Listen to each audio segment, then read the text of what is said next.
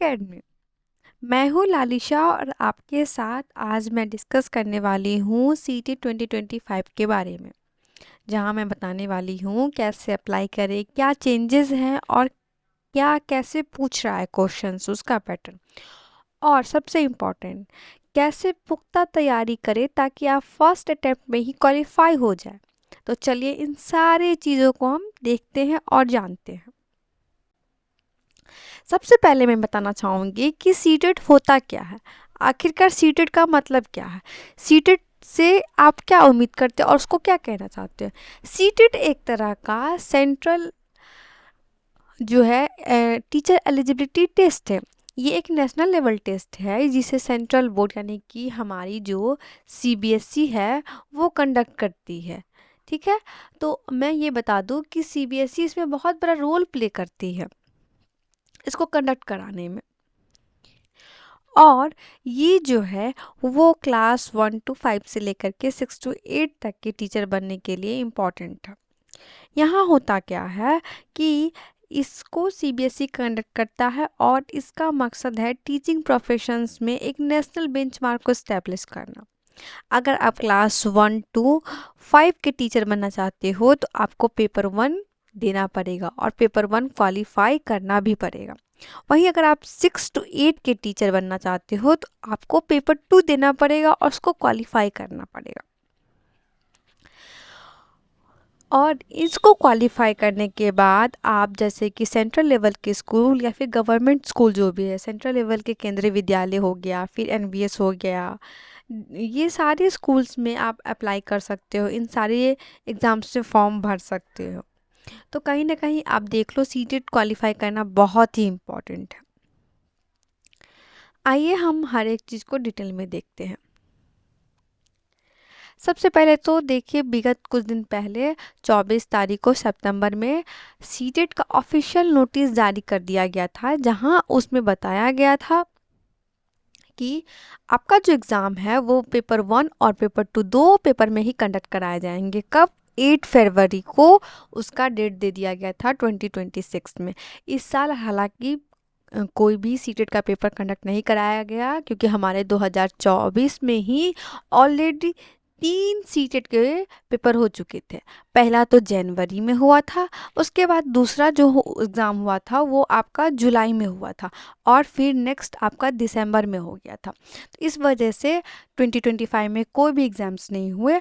तो अब ये सीटेट का एग्ज़ाम जो है ऑलमोस्ट 1 ईयर के बाद होने वाला है। और इससे पहले मैंने जब भी वीडियो बनाए तब मैंने आपको यही कहा था कि आप लोग सीटेट की प्रिपरेशन को कंटिन्यू करते रहें, क्योंकि कंटिन्यू प्रैक्टिस से होता क्या है, आपके अंदर कॉन्फिडेंस रहता है, आपके सारे क्वेश्चंस क्लियर रहते हैं और सारी बातें क्लियर रहती हैं, तो आपको एग्ज़ाम देने में कोई भी दिक्कत या परेशानी फील नहीं होती है।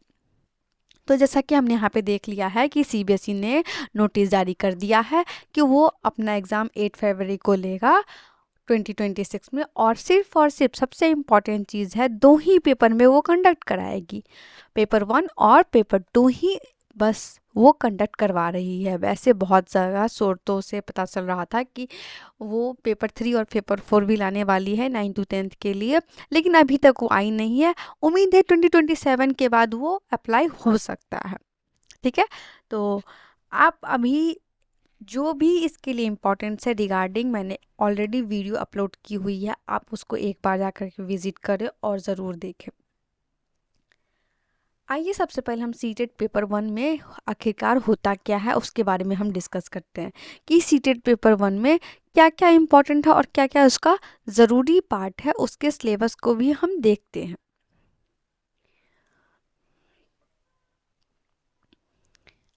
और हाँ, सीटेट का पेपर देने से पहले सबसे पहले आपको एलिजिबिलिटी जानना चाहिए कि आप एलिजिबल हैं। अगर आप किसी भी रेलिवेंट क्वालिफिकेशन कंप्लीट किए हुए हैं, जैसे कि आप डीएलएड हो, बीएड हो या फिर कोई भी ऐसा इम्पॉर्टेंट रिगार्डिंग टू टीचिंग है आपके पास, तो आप वहाँ पे एलिजिबल होते हो।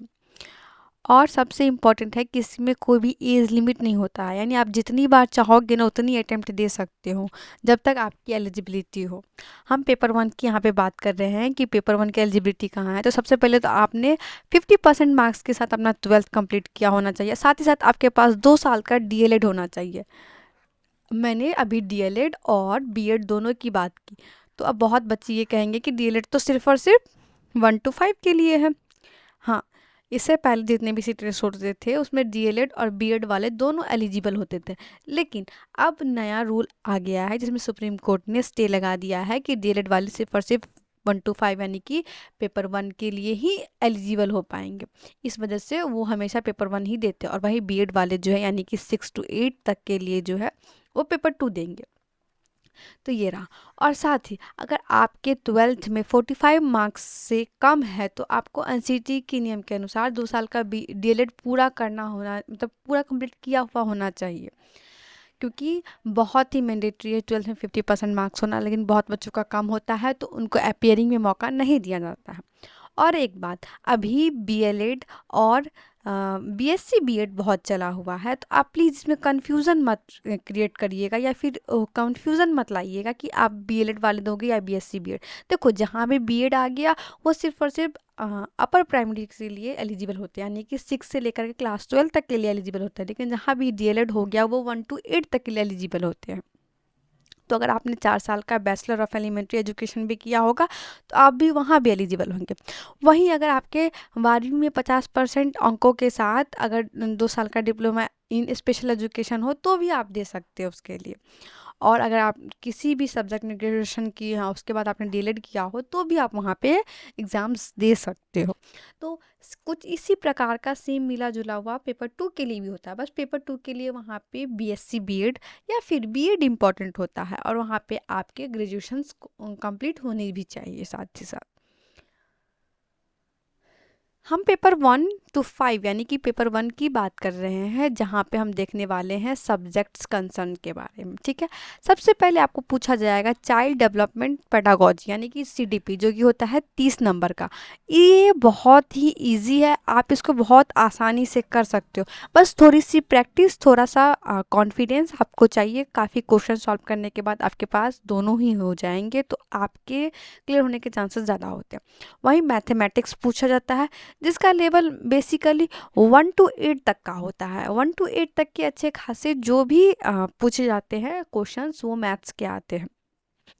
और पेपर 1 में 1 to 5 के लिए होता है, इसलिए उसमें ईवीएस यानी कि इन्वायरमेंटल स्टडीज़ काफ़ी इंपॉर्टेंट होते हैं। ये भी 30 मार्क्स के पूछे जाते हैं।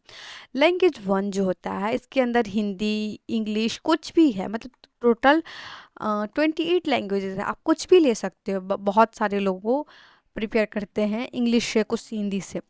और वहीं लैंग्वेज 2 में भी सेम चीज़ है, आप हिंदी, इंग्लिश, मैथ्स, मराठी कुछ भी ले सकते, सॉरी मैथ्स नहीं, मराठी, कोई भी लैंग्वेज पेपर आप चूज़ कर सकते हो।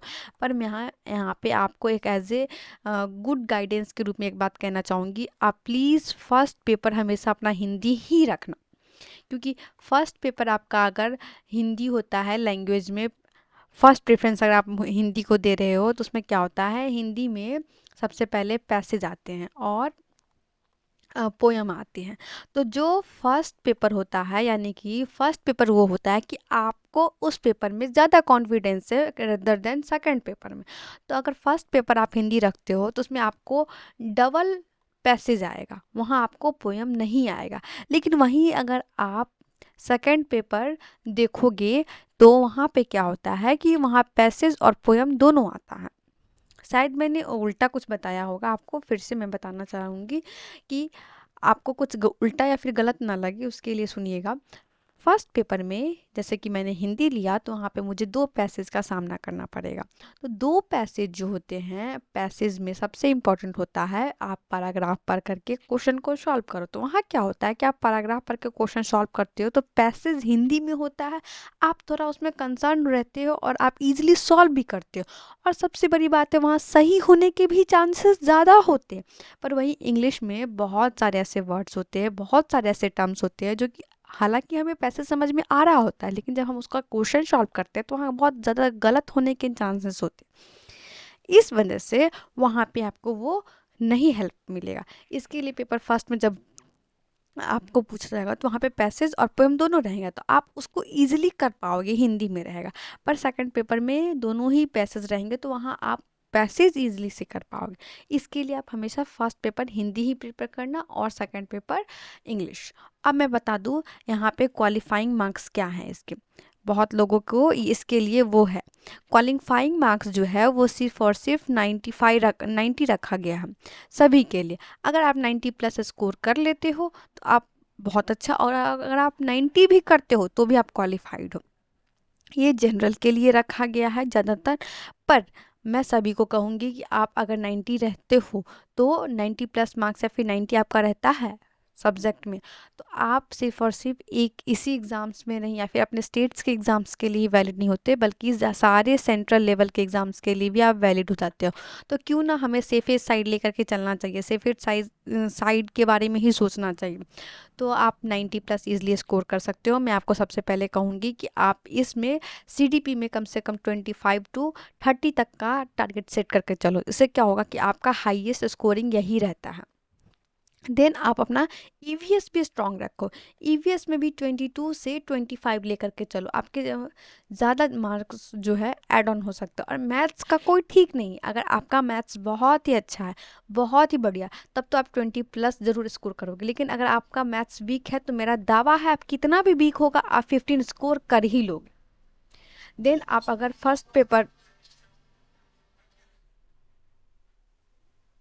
आप अपना सेकंड पेपर जो है, फर्स्ट पेपर अपना हिंदी चूज़ करोगे, वहाँ भी मैं आपको चांसेस दे सकती हूँ 20 प्लस मार्क्स की।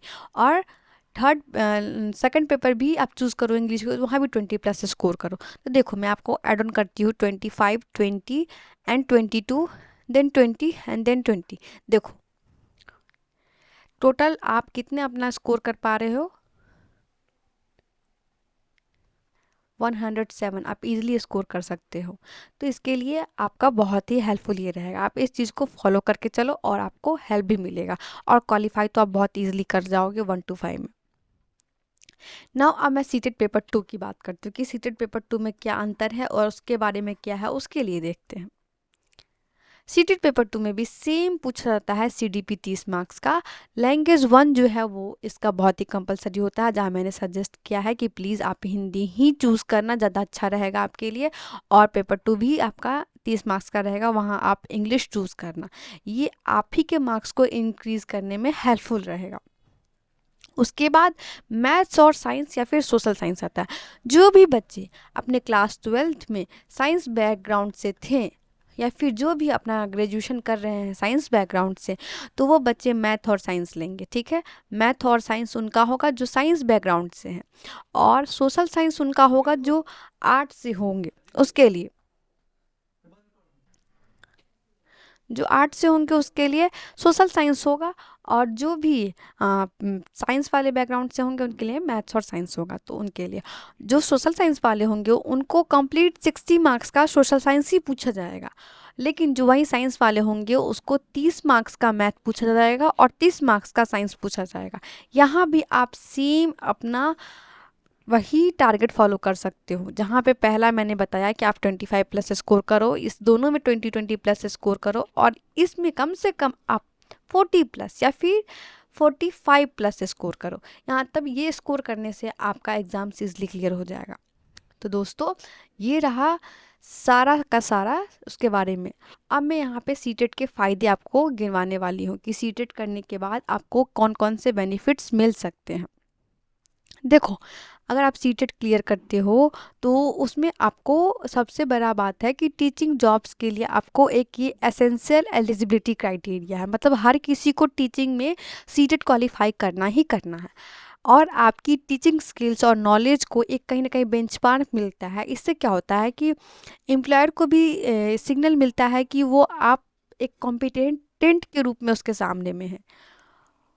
साथ ही साथ अगर आप क्वालिफाई हो जाते हैं तो आपको एक एलिजिबल टीचर माना जाएगा। देखो टीचर मानना और एक एलिजिबल टीचर मानना बहुत ही रिस्पेक्टफुल बात हो जाती है, वहाँ आपकी वैल्यू होती है।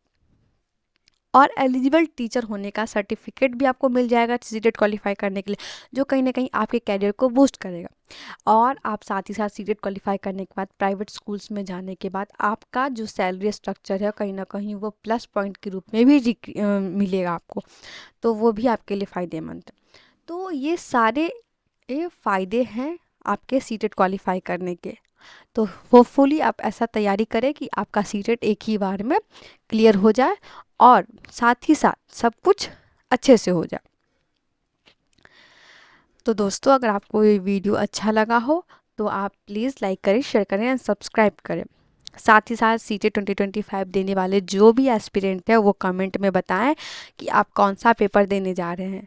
और पेपर 1 या फिर पेपर 2 में अगर आपको किसी स्पेसिफिक टॉपिक पे हेल्प चाहिए, जैसे कि लैंग्वेज हो या फिर पेडागोजी, तो वो भी कमेंट करें। लेटेंट एकेडमी लाएगा उस टॉपिक पे भी दी वीडियो को लाइक शेयर एंड सब्सक्राइब करें। मिलते हैं नेक्स्ट वीडियो में, तब तक के लिए keep learning, keep enjoy. Thank you so much.